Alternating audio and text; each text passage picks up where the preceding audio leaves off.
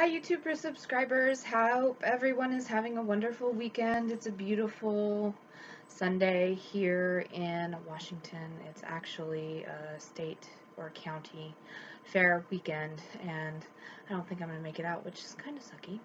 I'm indoors wearing my sunglasses. You're going to have to put up with those because I just got them yesterday. I got a new prescription and got new sunglasses and glasses and everything, and I am just in love with these. So you're going to put up with these this video. I wanted to talk about a couple of things that I've been thinking about the last couple of days. Number one being, I'm going to start on a positive note. I've been kind of, not necessarily active, but just personally active and publicly on my personal Facebook, if that makes any sense. Being a proprietor of the body positive movement, and I wanted to talk about the fact that this journey that I've decided to take on, this surgery and this process that I want to do, that I'm choosing for myself, doesn't make me not a member of that community. I think that everyone should be who they want to be, and they should try to get to that person that they want to be however they feel is right for them. I feel that this journey is right for me, and that is why I've made this choice. If you're out there somewhere watching my videos and going, why would you do this? I look just like you, and I'm perfectly happy, and I love my life, and I'm good the way that I am, and I'm beautiful. You are. I believe that you are, and I'm not saying that I don't think I'm beautiful either. I think everybody is amazing and individuals, and you should be who you want to be, and love yourself as you are in every moment that you are. So, I'm having surgery. That's a choice for me. Am I beautiful? Yeah, I believe I'm beautiful. Am I good with my beauty? I'm good with my beauty every day. But there's a lot of things in my life that I can't do that I want to do, and that's a problem for me. I don't want to be held back by the structure that I'm living my life in when I can change it, and when I can make a choice that's going to allow me to change it in a way that makes me able and excited and not hinder me in any way into being a certain way or not doing a certain thing or doing something a different way than everybody else. There are certain things that are kind of frustrating to deal with when you're built like me, and if you're used to it and you're good with it, then you're used to it and you're good with it, and I'm happy for you.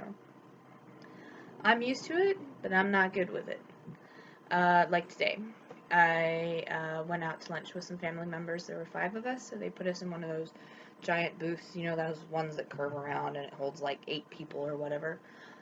If the table is screwed to the floor, I cannot sit in those. There is no way for me to not only make that curve all the way around, but I gotta find the perfect spot where the table is the furthest way away from the bench so I don't feel like I'm being squished to death. So where do I sit? I sit on a chair on the outside of the booth. Not fun. I know everyone, sometimes you go in a restaurant and you have a big group and that happens, someone gets the chair or 2 people gets the chair or whatever. It's one thing if you're the extra person, extra, I don't mean that like that, but the extra person or the extra 2 people who end up taking the chair on the outside of the booth, as opposed to being the one who has to have the chair on the outside of the booth because it's just quite simply too difficult to sit there. So I just want you all to know that don't be hating. I love you all, and I think you're beautiful exactly as you are, as long as you're happy with who you are and you love yourself the way that you are, and I think you should do that even if you embark on this journey. Every single day is another day for you to choose to love yourself and keep on doing it, even as you change. Love the change, love who you are, love it all. That's what I think, and that's how I feel about it. The second thing I wanted to talk about today is actually not so upbeat or whatever. It's actually a little bit of confession on my part. I have tried to consciously make a choice not to have that. If you hear this dinging in the background, that's my dog's collar as he wanders around the room.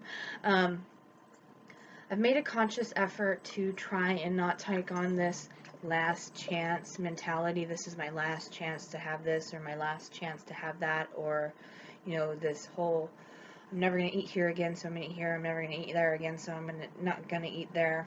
And because I know none of that is true. I might eat differently there. I might not eat there so often. I might, whatever. Nothing is over. It's just less. And I understand that in my head, and I've made a conscious decision to try and remember that nothing is on last chance. However, I think my subconscious has done it. I was planning on moving into my pre-op diet and kind of stepping down into my liquid diet. For those of you who don't know, and I actually don't know if I've ever said it, I have a 3-week liquid pre-op diet into my surgery because I'm over 300 pounds, and that's fairly common. I know there's a lot of people out there whose liquid diet or pre-op diet is a week or 5 days or 2 weeks or whatever. I've even seen people on the forums in places whose pre-op diet is a month long. I believe in you, and I believe you can do it, and I believe I can do it too. I have a 3-week pre-op diet, and it starts on September 16th, which is, oh my gosh, like a week and a few days away. And my plan was to just kind of step down into it, cut a meal out, cut back, do a little more shakes and things like that, get used to making that a part of my routine. And I did it for a little while. I did it for a few days, and I did, and then all of a sudden I was like, okay, I am going to have to order more stuff. And while that's a given, it's food. You eat it, you go through it, you use it, you're going to have to buy more stuff. That's just life. I suddenly went through this thing where I was like, I don't want to use this stuff up. That's stupid. So I stopped doing it for a little while, and the other thing that I've been doing is I live in sort of a takeout household, and that's partially my fault. Growing up, my family traveled a lot, and so I ate out a lot. I love to cook, so hopefully that'll be an easy transition to start making more meals at home. But I like not to cook. I like to go to restaurants. I like to grab something and run it home and camp out on the couch and watch a movie or whatever. But I've been doing that a lot more than I intended in these weeks coming up. I've grabbed, my old staple favorites, like they're going out of style a little bit. I'm not Italian at all, but I'm a pasta girl, and I love bread. And all of a sudden, even the last couple of days, if my cousin goes, let's grab pizza, we grab pizza. I usually order chicken anyway because I don't love pizza, but I love breadsticks. And I find myself probably eating twice as much as I normally would have. And I didn't catch it. I wasn't particularly conscious of it until one night I went, oh my god, what are you doing? That's not even how many you want to eat. Even without starting this whole process, that's not how many you would have normally eaten ever. Stop it. So I think my subconscious has kind of stepped in a little bit and gone, we're going to eat all of this stuff because we're not going to see it again. And not true. I know it's not true. My consciousness knows it's not true. I just have to convince my subconscious to believe that it's not gone forever. We're just going to tackle this process, and we're going to, just take it down, and we're going to rock it out. And, does that mean I'll never eat bread again? No. Does that mean I'm going to eat 8 breadsticks? No.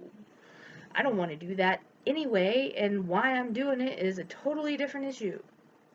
So that's what's happening with me right now. I'm trying to get back onto that whole thing. I'm going to do my orders.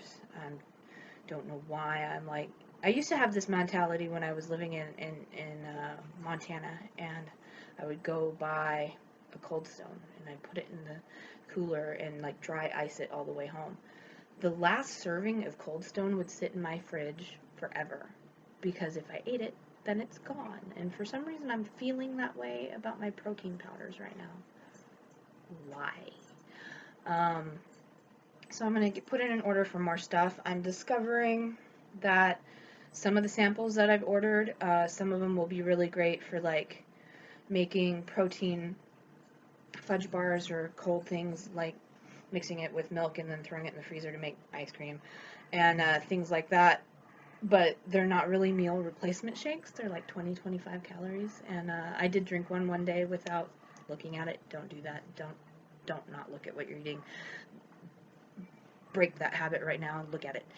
And then I felt starving at noon, and that's not normal for me. Lunch for me normally happens about 1 or 2, and I was starving at noon because what I had drank in the morning for a protein shake was a protein shake with like 5 or 6 grams of protein, which is really, really good, and the carbs are really low, but it only had 20 calories in it.